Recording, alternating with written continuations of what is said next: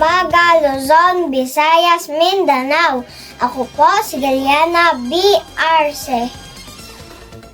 Ating pong tunghayan ang lagay ng sports sa ating bansa.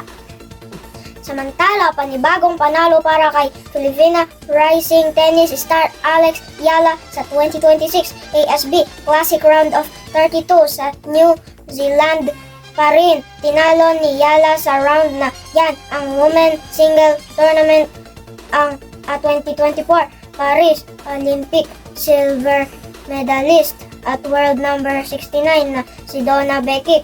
Dahil diyan, uusad sa round 16 si Yala at makakatapat ang isang pang-Croatia.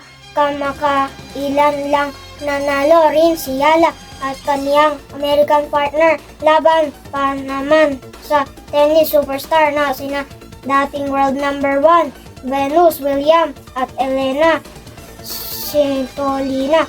Muli, ako po si Galiana B. Arce.